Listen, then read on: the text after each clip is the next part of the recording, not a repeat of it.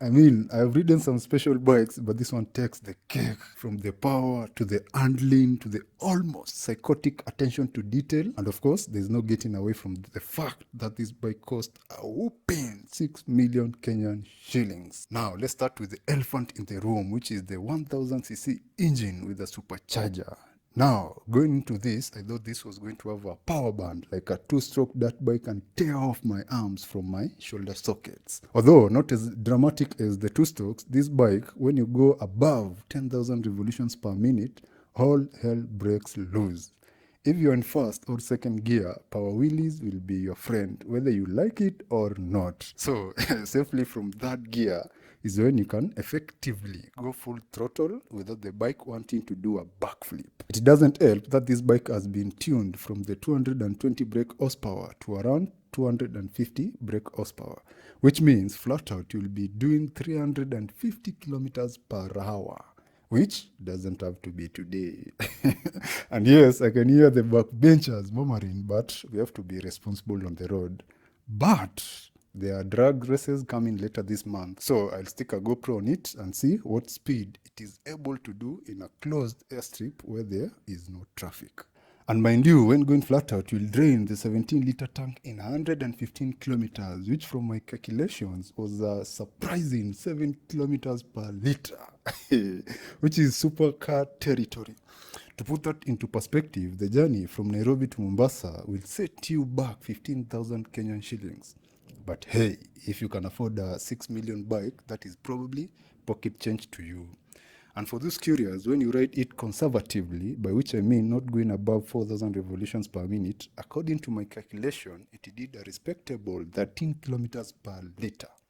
Well, in this case, considering all the work the engine has to do driving that supercharger, I call that respectable. About the handling. Now, stock on paper, it weighs 238 kgs, but now that this has a full aftermarket exhaust, we can say it is around 230 kgs when it has a full tank. On paper, that may also sound a lot, but once you get going, you don't feel it that much. In fact, this was me literally 15 minutes after picking the bike. Now, don't get the wrong impression here that you'll go to the track and break all lap records on this. No.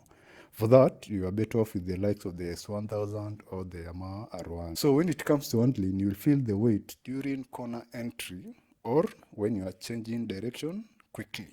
But when you get into the corner, it is rock solid. My job was even made easier because this bike had fresh Michelin power caps.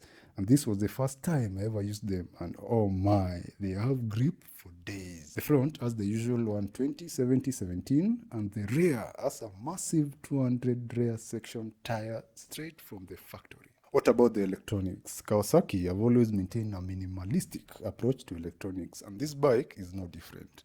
It has the basics like ABS, traction control, a full power mode and a rain mode, launch control, engine brake control, and a lean angle indicator, and that is it.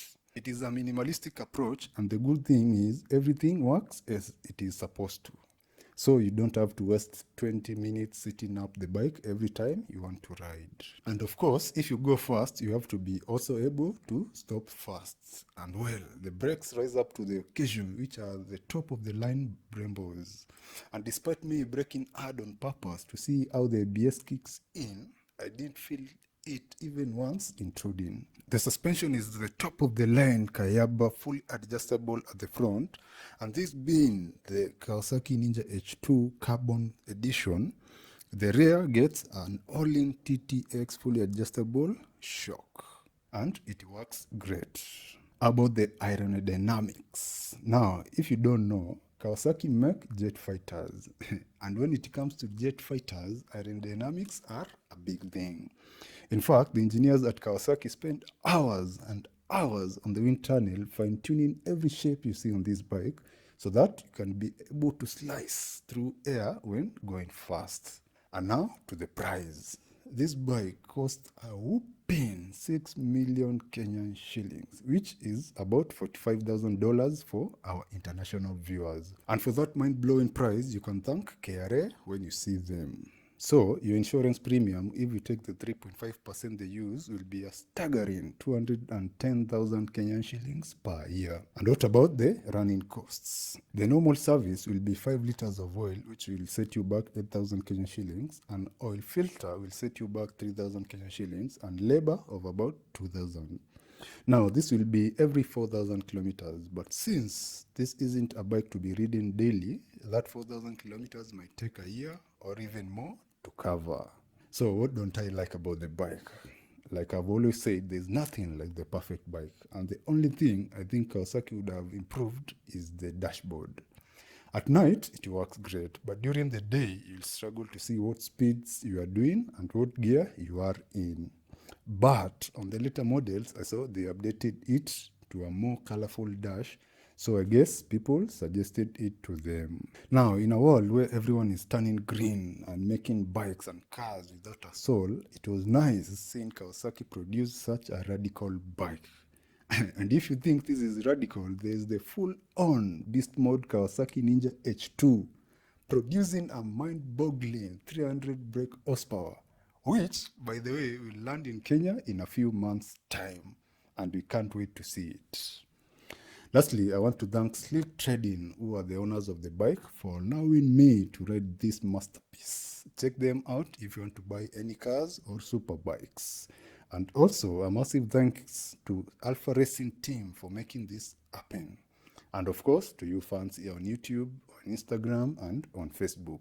Without you, I wouldn't have had an opportunity to ride such special bikes. If you have any questions, leave them in the comment sections below. Share the video to your friends and subscribe if you already haven't. That is it for this one. Ride safe. Kwaheri.